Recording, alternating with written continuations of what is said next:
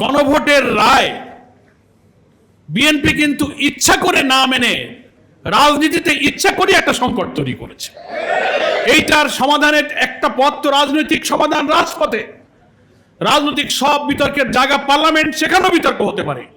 তা যদি না হয় তাহলে ক্ষমতাসীন দল সংখ্যাগরিষ্ঠতার জোরে তারা যে আইন কানুন বিধান সবকিছুকে ভঙ্গ করলো, তার বিরুদ্ধে কোনো আইনি পদক্ষেপ নেওয়া যায় কিনা সিনিয়র লয়ার লিগাল এক্সপার্টদের কাছে আমার একটা চিন্তা এই জন্য রাখতে চাই। সেটা হলো 13ই নভেম্বর 2025 জুলাই সনদ বাস্তবায়ন যে সংস্কার আদেশটা প্রেসিডেন্সিয়াল অর্ডারে জারি হয়েছিল, এটা কোনো অর্ডিন্যান্স নয়। অর্ডিন্যান্সটা জারি হয়েছিল 25শে নভেম্বর, সেটা ছিল গণভোটের একটা অর্ডিন্যান্স। এটা পার্লামেন্টে প্রথম অধিবেশনের রেওয়াজ অনুযায়ী সব অর্ডিন্যান্সগুলো যখন পার্লামেন্ট থাকে না তখন অধ্যাদেশগুলো পার্লামেন্টে এনে অনুমোদন করতে হয় অথবা রহিতকরণ করতে হয়।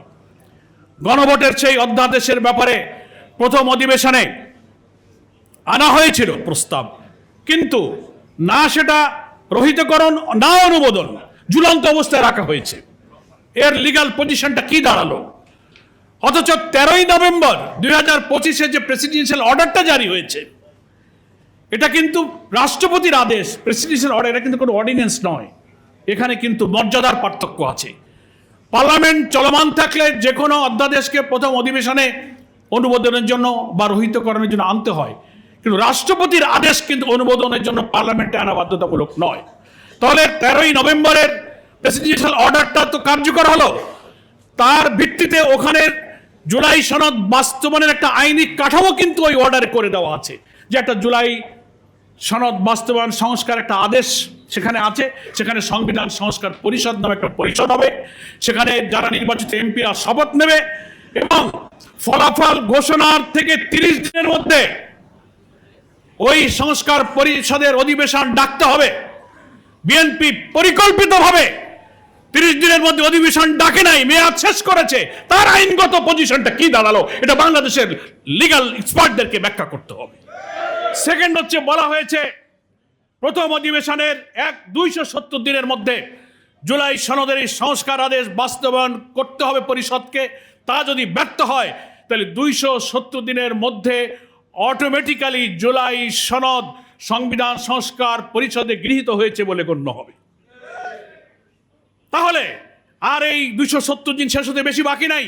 তাও যদি বিএনপি না করে তাহলে এটা তো কোনো অর্ডিন্যান্স না, এটা একটা প্রেসিডেন্সিয়াল অর্ডারের ভিত্তিতে কিন্তু এই আইনি কাঠামো তৈরি হয়েছে।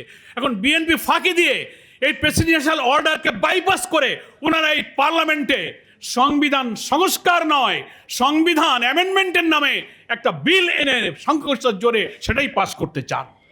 এর শুভঙ্করের রহস্য হচ্ছে 10-12টা সাংবিধানিক সংস্কারের প্রশ্নে ওরা গুরুত্বপূর্ণ নোট অফ ডিসেন্ট দিয়েছেন, যেটা আমার আগে এমপি মাননীয় আক্তার হোসেন তার বক্তব্যে বলল।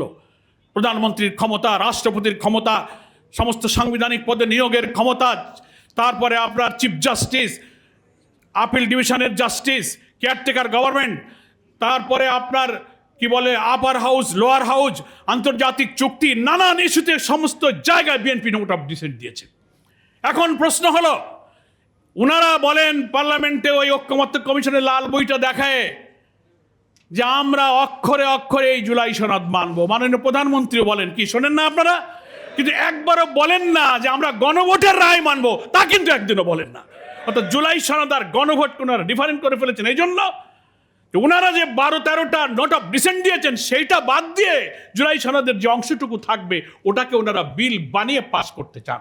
তার অর্থ হলো ওই 12টা নোট অফ ডিসেন্ট বাদ দিলে যা দাঁড়াবে সেটা সংবিধান সংস্কারের জন্য রাষ্ট্র কাঠামো পরিবর্তনে একেবারে ইম্যাটেরিয়াল, সেই ফ্যাসিবাদী রাষ্ট্র কাঠামোর কোনো পরিবর্তন হবে।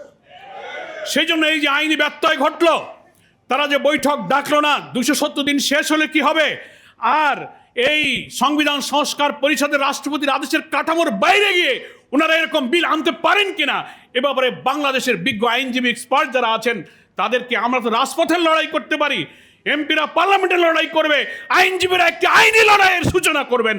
আমি আপনাদের সেই আহ্বান জানিয়ে সকলকে ধন্যবাদ জানিয়ে আমার বক্তব্য শেষ করছি।